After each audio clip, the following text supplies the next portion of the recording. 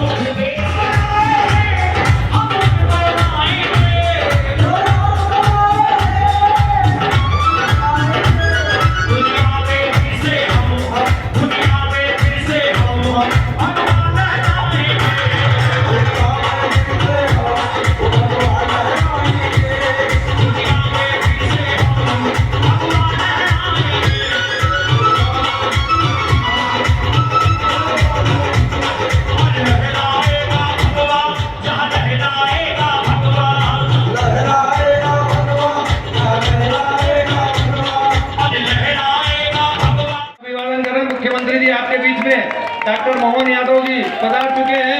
मुझे आप सभी का निवेदन है उनका स्वागत अभिवादन करें।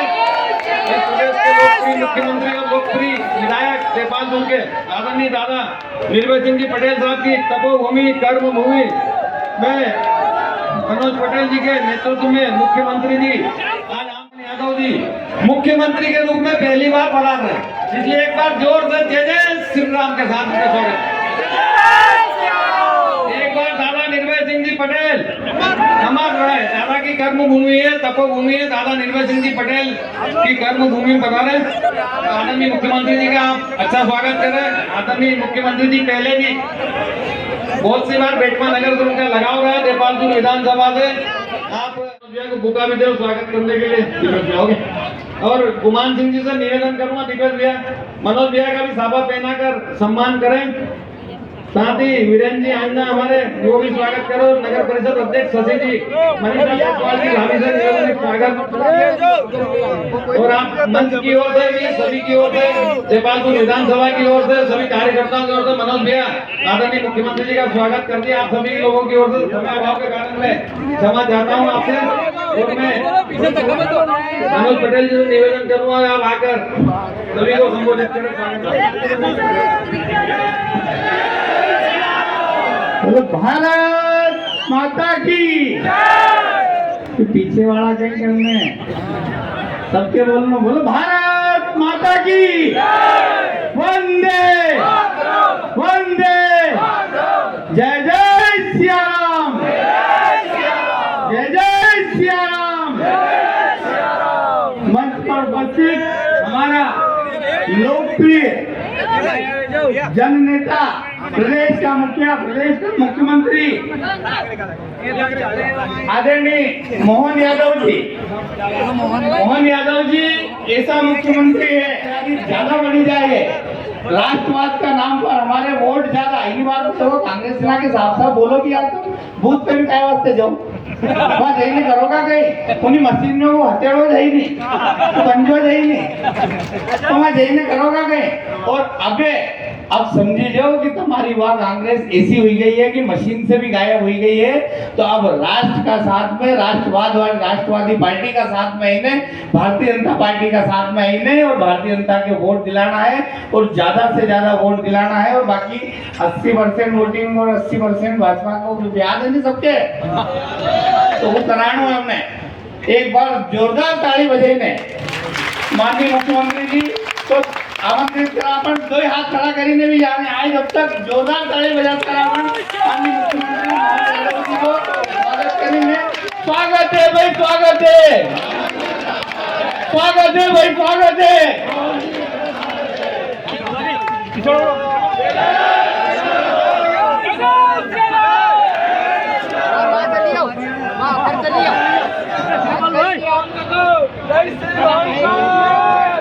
जय श्री महाकाल।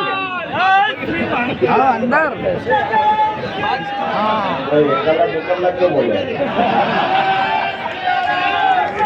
ऐसा बोलना, बोले महाकाल महाराज की,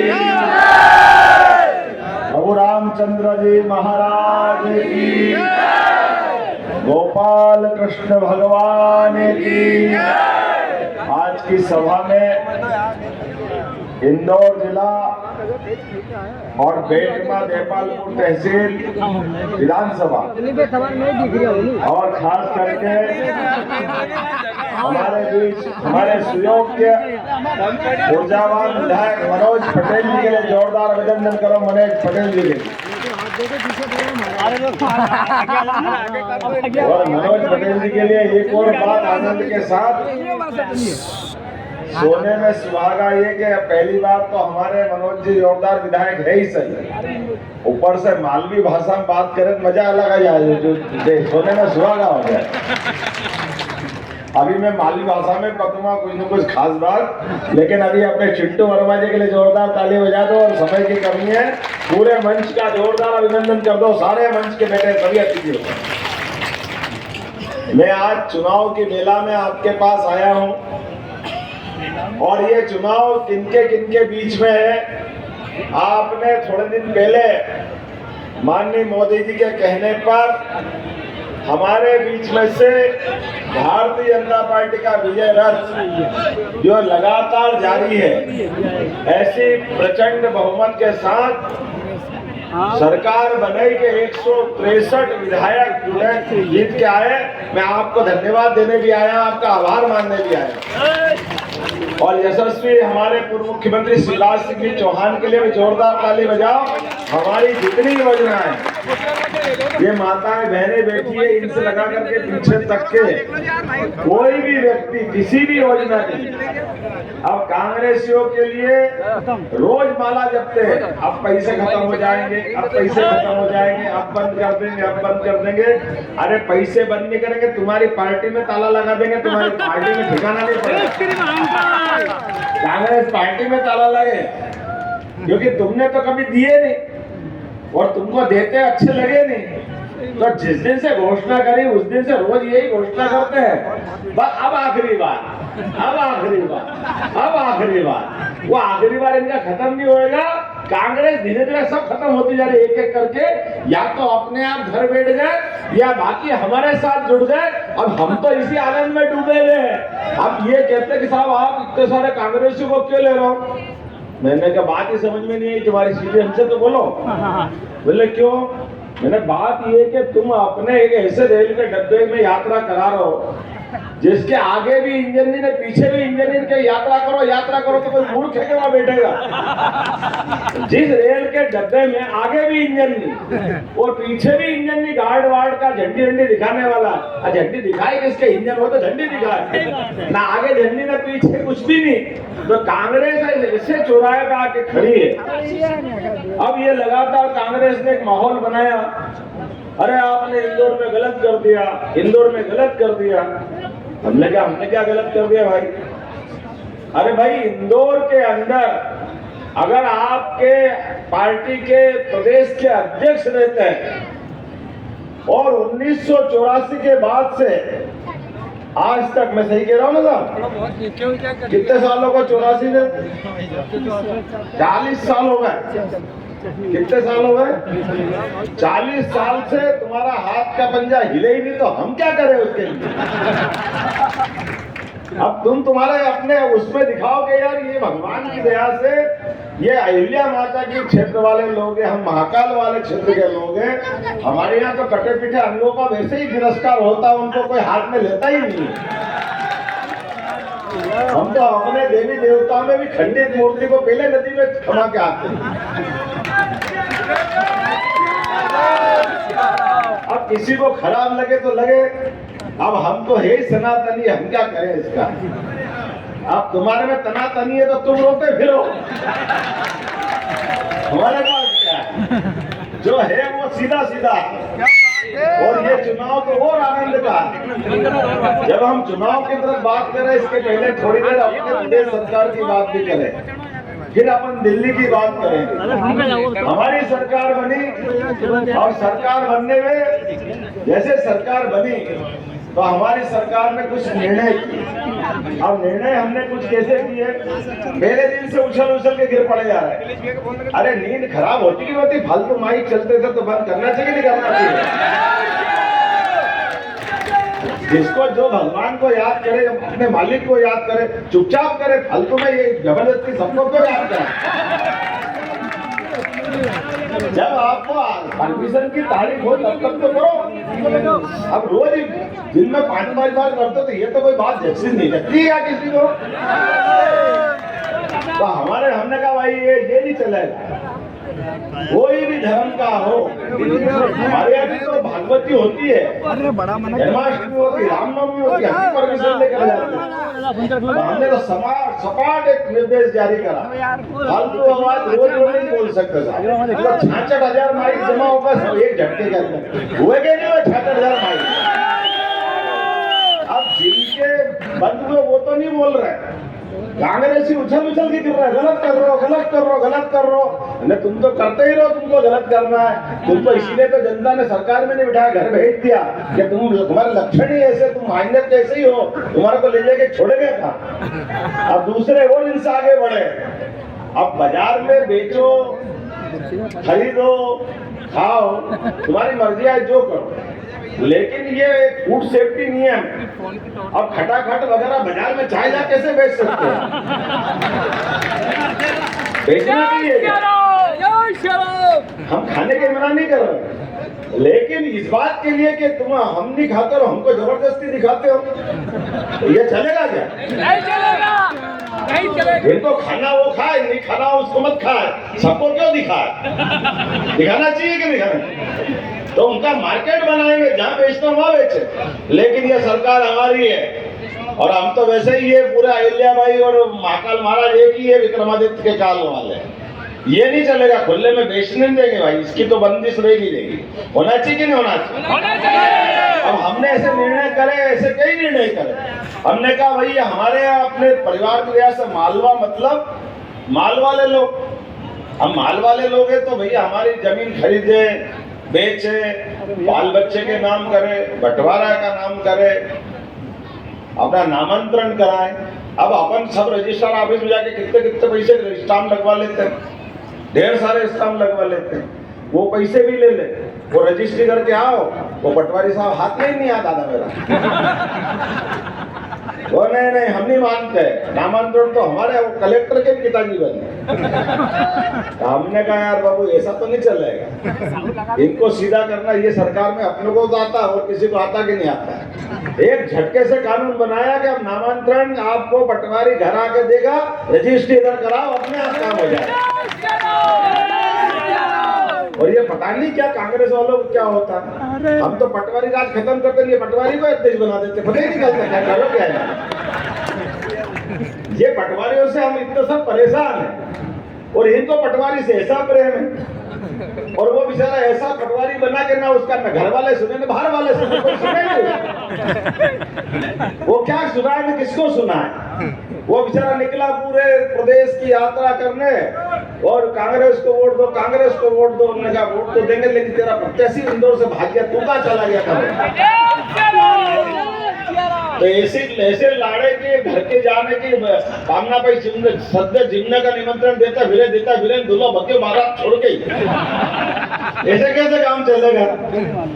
तो आप ये कहें कि नहीं वो दूल्हे ने गलती करी, आपने दूल्हे को पटा लिया, दूल्हे को पकड़ लिया, ये कर लिया। दूल्हा ऐसा क्या जो पट जाए किसी से। तुम्हारा तुमने जो तरीका लगाया होगा और तुम ही फेलो तो हमको क्यों दोष दे रहे हो। अब घर में से किसी का बाल बच्चा भग जाए तो माँ बाप की गलती की किसकी गलती, क्यों ये किसकी गलती होना चाहिए। बाल बच्चे आपके हैं, संभालना आपको चाहिए। अरे हमारी पार्टी ये पार्टी है डंके की चोट। 1984 की बात कर रहे हैं, स्वर्गीय अटल बिहारी वाजपेयी जी सहित पार्टी के बड़े बड़े नेता हारे थे, केवल 2 बचे थे 84 में लोकसभा के, लेकिन वो 2 ही सूरज चंद्र की तरफ पार्टी में लिए, कभी दूसरी पार्टी में नहीं गए। ये भारतीय जनता पार्टी, इसमें हमको गर्व, क्योंकि हम अपनी पार्टी की विचारधारा के बलबूते पर उनके अंदर ऐसे गुण, उनके संस्कार देते हैं कि वो पार्टी के अंदर लंबे समय तक टिकना चाहते हैं। लेकिन मैंने पहले कहा, कांग्रेस के लोगों ने आजादी के पहले चंद्रशेखर आजाद, भगत सिंह, इन सबका बलिदान भुला दिया। केवल एक परिवार का, नेहरू परिवार, इंदिरा परिवार, राजीव परिवार, प्रियंका परिवार। अब प्रियंका बहन बेटी ब्याह हो जाए तब तो सब में बदले कि नहीं बदले यार। ऐसा तो कभी दुनिया ही नहीं देखी अपन। रॉबर्ट वाड्रा के यहाँ गई फिर भी गांधी लगाई, क्या ना तो ये गांधी ना वो गांधी, असली गांधी कौन है पता ही नहीं चलता।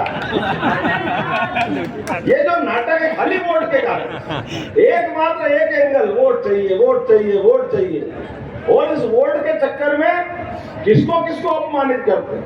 अब बेटमा की धरती में बताओ भगवान राम कहाँ पैदा हुए, कहाँ हुए भैया आप बताओ, कहाँ पैदा हुए आप बताओ, बहन जी कहाँ पैदा हुए आप बताओ, कहाँ पैदा हुए आप सबको मालूम, और कांग्रेस वालों को मालूम नहीं कि कहाँ पैदा हुए। वो शपथ पत्र देते हैं, भगवान राम कहाँ पैदा हुए कोई प्रमाण नहीं, काल्पनिक है। और एक दिन ही 2 दिन ही लगातार 70 साल तक। मुझे आज चुनाव की बेला में नरेंद्र मोदी जी के लिए तीसरी बार वोट मांगने आपके बीच आया और आपसे बात कर रहा हूं। तो इस बात के लिए बात करने आया हूं कि हमने जिनको दिया वो 24 कैरेट सोने की तरह खरे सिक्के के नाते से, और आज मुझे इस बात के और गर्व है कि आपने, अगर चुनाव की बेला में है, हम बाजार भी जाते हैं और हमको कोई चीज पसंद आती है तो उसकी क्वालिटी, गुणवत्ता, उसकी माल की कंपनी सब देखते कि नहीं देखते, के बिना देखे ले लेते। तो वोट का, हमारा जीवन का अगर हम रास्ता तय कर रहे हैं तो आप तुलना करो दोनों की। एक तरफ यशस्वी प्रधानमंत्री नरेंद्र मोदी है, जो स्वर्गीय अटल बिहारी वाजपेयी की सरकार के बाद इस देश में पूर्ण बहुमत की अकेली भारतीय जनता पार्टी बनाने में सक्षम हुए। ये हम सबको जनता का आशीर्वाद था। और जो जो उनने कहा था, इस देश से ये कायरता हटाना पड़ेगी, इस देश का स्वाभिमान जगाना पड़ेगा, हमारे देश के दुश्मनों को ठिकाने लगाएंगे और पूर्ण बहुमत की सरकार बनाएंगे। ये बातें उनने रखी कि नहीं रखी? और मुझे इस बात की प्रसन्नता है, वो दिन है कि आज का दिन है। जैसे उनने 14 में सरकार बनाई, उसके पहले के याद करो, अपने में से कई बच्चों को तो मालूम ही नहीं होगा। ये लगातार कहते थे पाकिस्तान आतंकवादी भेजता, हम क्या करें? ये कांग्रेस के लोग बोलते थे। पाकिस्तान से आतंकवादी आते तो वो बम फोड़ जाते, हम क्या करें? उनकी सीमा दूसरी है, वो दूसरा देश है। ये ऐसे बोल बोल के बच बच के जाते थे। और आज 2014 के बाद जब एक बार बालाकोट करा, तो एक बार नहीं, दो बार घर में घुस के मार के आए कि नरेंद्र मोदी के फौज के सिपाही हमने यहाँ। और ये बेशरम उस समय भी कह रहे थे, कहाँ मारा, किसको मारा, हमने तो देखा ही नहीं। हमने कहा आप उनके साथ सोते तो मालूम पड़ जाता कहाँ मारा। ये बोलने लायक भी नहीं रहते। ये बोल इसलिए रहो कि तुम वहां नहीं थे, लेकिन जो वहां थे उनसे पूछ के आ जाओ। लेकिन इतनी मोटी चमड़ी के आज तक जो आतंकवादी दुनिया में आतंक फैला है, निरपराध लोगों को मारे, और कांग्रेस के नेता उसको के ओसामा जी तुम्हारे भेजी है क्या? अरे देश के दुश्मन को जी लगाओगे, शर्म नहीं आती है? किसको बोलोगे? कौन जी का अधिकारी? ये तुम्हारे जी हो गए तो फिर तो बचेगा ही नहीं कुछ। जिसकी जड़ें देश के बाहर दुश्मनों से मिली हो, वो कभी सम्मान का हकदार नहीं हो सकता।